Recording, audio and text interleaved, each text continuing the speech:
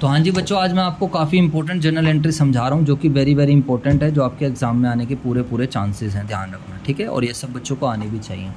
तो बेसिकली हम इनको बोलते हैं एंट्रीज रिलेटेड टू डिस्काउंट, ठीक है। तो अगर हम सिंपल सी बात करते हैं यहाँ पर मेरे प्यारे प्यारे बच्चों, देखो डिस्काउंट हमारे पास दो तरीके का होता है, एक होता है ट्रेड डिस्काउंट, एक होता है कैश डिस्काउंट। ट्रेड डिस्काउंट कभी भी बुक्स में शो नहीं होता और कैश डिस्काउंट हमेशा क्या होता है, बुक्स में शो होता है।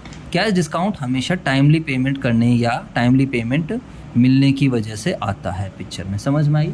ट्रेड डिस्काउंट हमेशा किस वजह से आता है, लार्ज क्वांटिटी में बाय करने की वजह से या फिर सेल करने की वजह से ट्रेड डिस्काउंट हमारी बुक्स में आता है। बात समझ में आई या नहीं? तो ट्रेड डिस्काउंट कभी भी हम शो नहीं करें। अच्छा सर एक बात बताओ, लेट सपोज अगर हम सामान खरीद रहे हैं, अगर हम कहीं से सामान खरीद रहे हैं तो हम क्या करेंगे बच्चों, उसको टाइम से पेमेंट करेंगे। जो भी सप्लायर है उसको हम क्या करेंगे, टाइम से पेमेंट। तो टाइम से पेमेंट करेंगे तो हमें डिस्काउंट मिलेगा, डिस्काउंट मिलेगा तो हमारी इनकम होगी, और इनकम होगी तो मेरे बच्चों हम उसको क्या करेंगे, क्रेडिट करेंगे। बात समझ में आई या नहीं आई, बोलो। और अगर मान लीजिए हमने कस्टमर को सामान बेचा, अगर हमने क्या करा मेरे बच्चों, कस्टमर को सामान बेचा, तो अगर हम कस्टमर को सामान बेच रहे हैं तो उस केस में क्या होगा, डेड पेन वो रखा उधर उधर। अगर हम कस्टमर को सामान दूसरे वाले दो ना, अगर हम कस्टमर को सामान बेच रहे हैं तो मुझे बताइए फटाफट, तो कस्टमर हमें टाइम से पैसा देगा, तो टाइम से पैसा देगा तो हम उसको डिस्काउंट दे रहे हैं। इन केस अगर हम उसको डिस्काउंट दे रहे हैं तो फिर मेरे प्यारे बच्चों डिस्काउंट हमारा क्या बनेगा, एक्सपेंस बनेगा। और अगर डिस्काउंट हमारा एक्सपेंस है तो हम उसको क्या करेंगे, फटाफट बताओ। डिस्काउंट अगर हमारा एक्सपेंस है तो हम क्या करेंगे, समझ में आई। बहुत ज़्यादा आसान है, कोई ज़्यादा मुश्किल नहीं है और बड़ी मज़ेदार है। आपकी 11th में तो पेपर में पूछी जाएगी। अब फॉर एग्जांपल जैसे कि हम बात करते हैं कि मान लेते हैं कोई परचेज़ की ट्रांजैक्शन, इधर देखो, मान लेते हैं हमने किसी से सामान खरीदा, ठीक है। अगर हमने परचेज़ ट्रांजैक्शन करी है, क्वेश्चन में बोला है लिस्ट प्राइस 1 लाख है, ठीक है।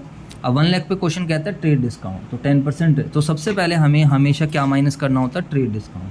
अगर ट्रेड डिस्काउंट है तो फिर अब हमें सही मायने में कितनी पेमेंट करनी है, 90,000। तो वी आर, अब ये पैसा हमें देना है तो वी आर रेडी टू पे, इतना पैसा देने के लिए हम तैयार हैं, हम इतना पैसा देने के लिए तैयार हैं। अब वो कहते हैं कि सर आपको 5% का कैश डिस्काउंट भी दिया जा रहा है, you will get 5% cash discount अगर आप पेमेंट किससे कर देते हो, टाइम से कर देते हो। तो मेरे प्यारे प्यारे बच्चों, तो 90,000 का 5% कितना बनेगा, 4500 रुपये। तो ये हमें डिस्काउंट मिलेगा, समझ में आई या नहीं। This will be discount received होगा हमारे लिए, बात समझ में आई। तो 90 में से 4,000 घटाएंगे तो 85,500 आ जाएगा। तो इतने हम नेट पेमेंट करेंगे, इतनी हम नेट पेमेंट करेंगे। तो एक्चुअली में जो हमने सामान खरीदा, परचेज कॉस्ट वो हमारी इतने रुपए की है। तो सर अगर हम इसकी एंट्री बनाकर दिखाएं तो देखो सभी बच्चे एंट्री क्या बनाएंगे, जितने का हमने सामान खरीदा वो परचेज में हम डेबिट कर देंगे, debit all expenses and losses. तो परचेज अकाउंट डेबिट, समझ में आया नहीं आया, बोलो फटाफट। 90,000 टू हमारे पास से पैसा गया, और पैसा कितना गया सही मायने में, 85,500। पैसा कितना गया मेरे बच्चों, 85,000। और हमें फ़ायदा हो गया, कितने का फ़ायदा हो गया जल्दी से बताओ, हमें डिस्काउंट मिल गया। तो उसको हम क्या बोल देंगे मेरे बच्चों, डिस्काउंट रिसीव। समझ में आई बात या नहीं। और ये बन गई हमारी कंपाउंड जर्नल एंट्री, ठीक है।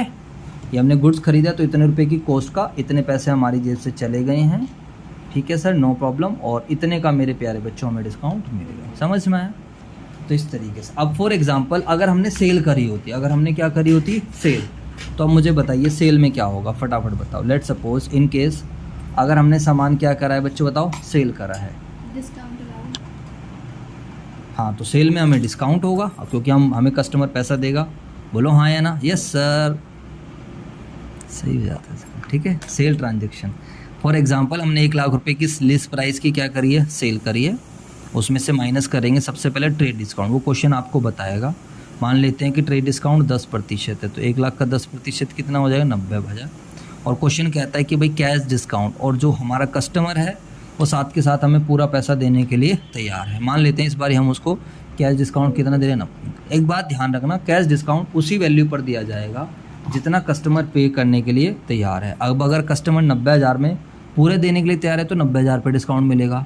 लेकिन अगर कस्टमर बोल रहा है जी मैं तो 50% पे कर सकता हूँ, मैं तो और पैसे बाद में दूंगा, तो हम उसको कैश डिस्काउंट भी किस पे देंगे, 50% पे। बात समझ में आई या नहीं है भाई। जितना आप टाइम से पैसा दोगे उसी पे तो डिस्काउंट मिलेगा। अब एक बच्चा मान लो कहता है कि सर मैं ना 90,000 रुपये आपके बनते हैं, लेकिन मैं अभी आपको आई कैन पे ओनली 50,000, मेरे पास बस खाली 50,000 का बजट है।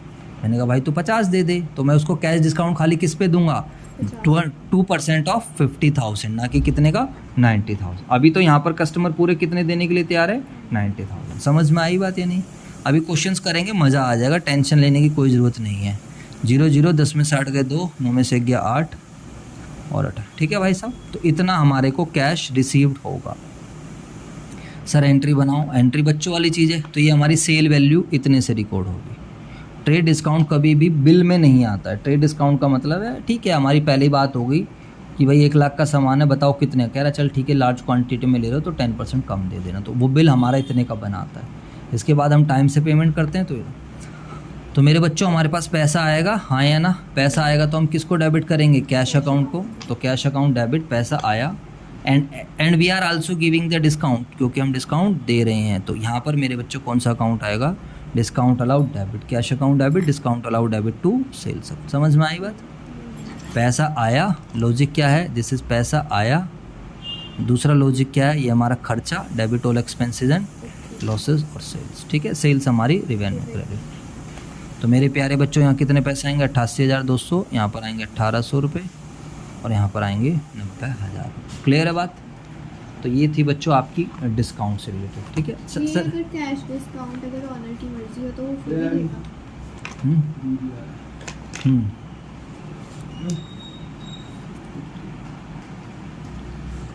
ठीक है बच्चों, तो ये trade discount, cash discount already समझा दिया मैंने। रिबेट क्या होता है? रिबेट का मतलब बेसिकली क्या होता है? हम T S Grewal book use कर रहे हैं 2023 में। रिबेट का बेसिकली मतलब क्या होता है? हमने किसी को सामान बेच दिया और वो सामान हमारा डिफेक्टिव निकल गया या सामान अच्छी क्वालिटी का नहीं है और फिर वो आ रहा है हमारे से, हाँ थोड़ा डिस्काउंट। तो रिबेट बेसिकली बिल बनने के बाद होता है। कैश डिस्काउंट किस लिए होता है? कि तू टाइम से पैसे दे तो तेरे को डिस्काउंट मिलेगा। ट्रेड डिस्काउंट तेरे को इसलिए है क्योंकि तू लार्ज क्वांटिटी में सामान खरीद रहा है या फिर बेच। रिबेट का क्या है? जैसे कि सैनी स्टेशनरी या किसी भी स्टेशनरी ने आपको ये बुक बेच दी, कि टी एस ग्रेवाल बेच दी, और मान लो कि अंदर के कुछ पेजेस इसके ऐसे मुड़े हुए निकल गए, कुछ पेजेस नहीं है, कुछ पेजेस गायब हैं, तो मेरे बेटा अब आप क्या करोगे मुझे बताओ? अब आप उस स्टेशनरी की शॉप पे दोबारा जाओगे। दोबारा जाने के बाद आप क्या उसको साफ साफ बोलोगे, भाई ये किताब थोड़ी मैं पढ़ने वाला हूँ, तेरे को पैसे किस बात के? पैसे तूने पूरे के दिए हैं। तो वो बोलेगा भाई ऐसा है, इस वाले एक काम कर, तू 50 रुपये कम दे दे, 100 रुपये कम दे दे। तो कुछ पुअर क्वालिटी की वजह से जो हम डिस्काउंट देते हैं मिलता है वो रिबेट होता है। It is allowed because of reason other than those for which trade discount and cash discount से because of poor quality. It is allowed both cash and credit, ये दोनों पे दिया जाता है। It is record separately in the books of accounts because it is allowed after the sale is made. इस बात को ध्यान रखो, क्योंकि सेल होने के बाद इसको देखो। ठीक है, इसको ये आपका होमवर्क है बच्चों, मैं यहाँ पर ज़्यादा टाइम नहीं लगाऊंगा, आप प्लीज़ इसको देख लेना। ठीक है, चलो लगे हाथ। अब आपको बैड डेट्स वाली एंट्री भी समझा दूँ सो दैट कि आप बैड डेट्स की एंट्रीज भी मेरे बच्चों क्या है कर सको। ठीक है, चलो समझ में आई बात या नहीं? देखो अब सीधी सी बात है, तो entries related to bad debts बिल्कुल बच्चों वाला काम है। इट्स वेरी वेरी इजी, कोई बड़ी बात नहीं है। तो सबसे पहली बात है बैड डेट्स होता क्या है? बैड डेट्स का मतलब क्या होता है? जो पैसा हमारा डूब जाता है। बैड डेट्स बताओ, कैश सेल में राइज होगा या फिर क्रेडिट सेल में राइज होगा? ऑब्वियस सी बात है, क्रेडिट सेल में राइज होगा। क्रेडिट सेल की वजह से तो बैड डेट्स आएगा। ठीक है, अब मान लीजिए आपने रमेश को सामान बेचा, तो रमेश को जब आप सामान बेचते हो तो रमेश डेबिट टू क्या कर देते हो? Sales account. बोलो हाँ या ना? और मान लो कि आपने रमेश को सामान बेचा 10,000 रुपये का। नरेशन में क्या आ गया? Being good sold to, being good sold to, आपने सामान बेच दिया। किसको बेच दिया मेरे बच्चों? रमेश को। अब दो बातें हो सकती हैं। अब क्या होगा आगे की कहानी? मान लो तुमने 1 अप्रैल को सामान बेचा और 10 अप्रैल को रमेश के बारे में पता चला। दो बातें हो सकती हैं। यहाँ पे कहता है रमेश इज़ डिक्लेयर्ड इंसॉल्वेंट। एक बात यह है कि रमेश क्या डिक्लेयर्ड हो गया मेरे बेटा? इंसॉल्वेंट हो गया। And nothing is recovered from him, और उससे कुछ भी रिकवर्ड नहीं। And nothing is recovered from him, और रमेश ने हाथ खड़े कर दिए, कहता भाई मेरे पास है ही नहीं। उसने अपना आपको कोर्ट में दिवालिया घोषित कर दिया, कह रहा भाई मेरे पास है ही नहीं पैसे, मैं कहाँ से तुम्हें पैसे दूँ? समझ में आई बात? तो बताओ तुम्हें सारा का सारा पैसा तुम्हारा बैड डेट्स हो गया या नहीं हो गया? जल्दी से बताओ। रमेश क्या था? तुम्हारा डेटर था। डेटर कौन होते हैं? जिनसे पैसे लेने होते हैं। अब ये सारा का सारा क्या होगा? बैड डेट्स बन गया। तो बैड डेट्स क्या होता है? लॉस। बैड डेट्स क्या होता है हमारा? लॉस। लॉस के बैलेंस क्या होता है? Debit. Debit all expenses and losses. बात समझ में आई या नहीं? फटाफट बताओ सारे बच्चे। जी सर, तो यहाँ पर हमारी एंट्री क्या बन जाएगी? Bad debts account debit, debit all expenses and losses, और डेटर हमारे क्या हो जाएंगे? ख़त्म। तो डेटर्स के बैलेंस डेबिट थे, आज हम डेटर को ख़त्म कर देंगे। समझ में आ गई बात या नहीं आ गई? क्योंकि अब हमें रमेश से पैसे नहीं मिलेंगे। समझ में आई बात या नहीं? Being bad debts recorded. इसके बाद अगर हम बात करते हैं रमेश, यहाँ पर क्या है, दूसरे में क्या कहता है, दूसरे केस में Ramesh is declared insolvent, Ramesh insolvent declared हुआ है, बट एंड 60 पैसे, क्वेश्चन कहता है इस बार 60 पैसे इन अ रुपी, 1 रुपये में कितने पैसे रिकवर हो पाए, 60 पैसे in a rupee could be recovered, 60 पैसे in a rupee could be recovered from him. उस समय 1 रुपये में कितने पैसे रिकवर हो पाए, 60 पैसे। बात समझ में आई या नहीं? अब मुझे बताओ, अगर 1 रुपये में हमें 60 पैसे उससे रिकवर हो पाए तो इसका क्या मतलब है? इसका मतलब है 60% पैसा हमारा क्या हो गया, रिकवर हो गया, और बाकी का 40% पैसा हमारा क्या हो गया मेरे बच्चों, डूब गया। बात समझ में आई या नहीं आई बात समझ? वो कह रहा है भैया मैं तो 1 रुपये में 60 पैसे दे सकता हूँ, अब बताओ आप क्या एंट्री बनाओगे? तो जो पैसा मिल जाएगा उसको तो आप कैश अकाउंट डेबिट कर दोगे, और जो पैसा डूब जाएगा, उसके लिए कौन सा अकाउंट डेबिट कर दोगे, बैड डेट्स अकाउंट डेबिट। तो cash account debit, bad debts debit to Ramesh आप पूरा कैंसिल कर दोगे, क्योंकि रमेश से अब आपको और पैसे नहीं मिलने। समझ में आया?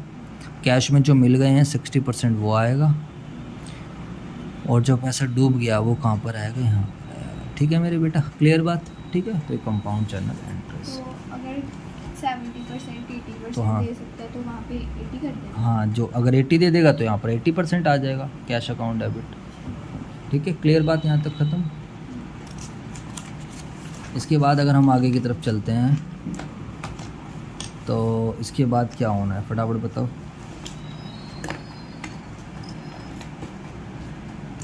कुछ अब एंट्रीज वगैरह देख लेते हैं। ठीक है, तो जैसे कि यहाँ पर लिखा है पेड कैश, यहाँ पर कुछ क्वेश्चन देख लेते हैं हम। तो ये जर्नल बनानी है आप लोगों को। जर्नल एंट्री बनाओ for the following transaction, Gurman traders paid cash to Meera against dues, received cash discount. तो आपने मायरा को पैसे दे दिए हैं और आपको डिस्काउंट मिल गया है, तो इतनी बड़ी बात तो है नहीं। क्या एंट्री बनाओगे, फॉर्मेट आप बनाते रहना, नरेशन आप लिखते रहना। ठीक है, तो मायरा को आप क्या कर दोगे, डेबिट। ठीक है भाई, मायरा डेबिट टू कैश और टू डिस्काउंट रिसीव्ड। ठीक है, कैश कितना पे करा 9750, डिस्काउंट 250, 10,000। Sold goods to Hemant, list price 2000, 10% trade discount. तो कोई दिक्कत ही नहीं है। तो आपने हेमंत को सामान बेचा, तो आप एंट्री क्या बनाओगे, debit the receiver, Hemant debit to sales account. समझ में आई बात? 3 मई। और लिस्ट प्राइस कितना था, 10,000, 20,000, और क्या माइनस कर दोगे, ट्रेड डिस्काउंट। ट्रेड डिस्काउंट कोई बुक्स में आता ही नहीं है, या वर्किंग नोट में दिखा सकते थे। तो यहाँ पर आप कितने रुपए से एंट्री चढ़ाओगे, 18,000 रुपये से। बात समझ में आई है नहीं है? क्लियर है? उसके बाद क्या कहता है, सोल्ड गुड्स। इसके बाद फिर मेरे बच्चों को क्या कहता है, यहाँ पर देखो, सोल्ड गुड्स इन कैश। इस बार वो कहता है सोल्ड गुड्स इन कैश। तो ये तो बच्चों वाली एंट्री है, cash account debit to sales account. ठीक है, अगर आपने सामान किस में बेच दिया है, कैश में बेच दिया है। ठीक है ना भाई, क्लियर है? 7 मई की। Goods return by Hemant, Hemant ने हमारा सामान वापस कर दिया, लिस्ट प्राइस 2,000 रुपये का है। अब हेमंत अगर सामान वापस करेगा तो एंट्री क्या होगी, sales return account debit to Hemant. लेकिन यहाँ पर दिमाग लगाना पड़ेगा, आपने 2,000 का सामान वापस कर रहा है, लिस्ट प्राइस दे रखा है, तो लेकिन हमने तो 2,000 का 20,000 का सामान 10% के ट्रेड डिस्काउंट पे बेचा था, तो वो वापस भी तो उसी वैल्यू पर करेगा, हाँ है ना? तो हाँ, तो बिल्कुल 18,000 20,000 वाला था, तो 2,000 वाले में भी तो ट्रेड डिस्काउंट क्या होगा, माइनस होगा ना 10%, 200 रुपये। तो 1,800 रुपये की वैल्यू का होगा, क्योंकि यहाँ पर क्या लिख रहा है, वो लिस्ट प्राइस लिख रहा है, क्योंकि यहाँ पर क्या लिख रहा है, लिस्ट प्राइस पे थोड़ी रिकॉर्ड होगा। Received cash from Hemant in settlement of his account. देखो यहाँ पर एक वर्ड यूज़ कर दें, इन सेटलमेंट ऑफ हिज अकाउंट। अब हमें हेमंत से पैसे मिल गए, तो हेमंत कितने पैसे देगा, देखो ध्यान से, हेमंत से लेने थे कितने, 18,000। हेमंत से लेने थे 18,000, 1,800 का उसने वापस कर दिया। अब कहता है हेमंत ने अपनी सेटलमेंट के साथ पैसे दे दिए, तो बताओ हेमंत से कितने पैसे लेने हैं, 18,000 रुपये लेने थे, 1,800 का उसने सामान वापस कर ही दिया, तो 200 बच गया, 10 में 7 में से गया 6, 16,200 रुपये। तो हमारे को हेमंत से कितने रुपए लेने हैं, 16,200 रुपये। अरे बोलो यार। और हेमंत ने कितने पैसे दिए, 15,700। तो 500 रुपये का क्या आ जाएगा, डिस्काउंट अलाउड। समझ में आई बात? ये नहीं, क्योंकि वर्ड क्या लिखा हुआ है, इन सेटलमेंट ऑफ हिज अकाउंट। कोई दिक्कत? ठीक है। बोर्ड गुड्स फ्रॉम निहार, निहार से सामान खरीदा, list price 30,000 less 15% trade discount. तो बताइए अब आपने 20 तारीख को सामान खरीदा है, तो बताइए निहार से जब आप सामान खरीदोगे तो क्या एंट्री बनाओगे? परचेज अकाउंट डेबिट टू निहार, 15% का ट्रेड डिस्काउंट दे रहे हो तो 30,000 रुपये है, लेस कर देंगे 15% ट्रेड डिस्काउंट, 4500 रुपये माइनस हो जाएगा। अरे बोलो, यस सर। तो 30,000 में से 45, 30 में 4 घटाएंगे 26, 25,500, तो 25,500 रुपये का ये आ जाएगा हमारे पास, सीधी सी बात। गुड्स रिटर्न टू निहार, निहार को भी वापस कर दिया, लिस्ट प्राइस 5,000 रुपये का है, तो अब 22 तारीख को निहार को तुम वापस कर रहे हो, तो Nihar debit to purchase return, Nihar debit to purchase return. और जानबूझकर वो लिस्ट प्राइस दे रहा है आपको, जानबूझकर लिस्ट प्राइस दे रहा है, देखो समझ में आई बातें? नहीं, निहार को आपने वापस करा, लिस्ट प्राइस 5,000, तो 5,000 में से अब आपको ट्रेड डिस्काउंट भी क्या करना पड़ेगा? माइनस, क्योंकि इस प्राइस पर हमने ख़रीदा ही नहीं है।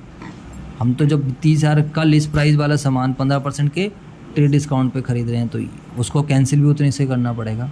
तो 5,000 का 15% कितना आएगा? 750, तो 750 माइनस करेंगे तो 4,250। बात समझ में आई या नहीं? Paid to Nihar on account, अब निहार को पैसे दे दिए, रिसीव्ड कैश डिस्काउंट, तो बताइए अब आप क्या एंट्री बनाओगे? तो ठीक है, निहार को उसके अकाउंट के लिए, तो आप क्या एंट्री बनाओगे यहाँ पर? निहार को आप कर दोगे डेबिट, निहार हो जाएगा डेबिट टू कैश और टू डिस्काउंट रिसीव्ड। समझ में आई बात या नहीं? 9,800 रुपये, 200 रुपये का डिस्काउंट है, 10,000 आ जाएगा, बात ख़त्म। पेड सैलरी, तो सैलरी पे कर दी, तो क्या एंट्री बनाओगे? Salary account debit, whenever you are making salary, तो salary account debit to cash. समझ में आई बात ही नहीं? 14,000 रुपये। तो इस तरीके से दिस वाज इलस्ट्रेशन नंबर 7, जो कि मैंने आपको क्लास वर्क कराई।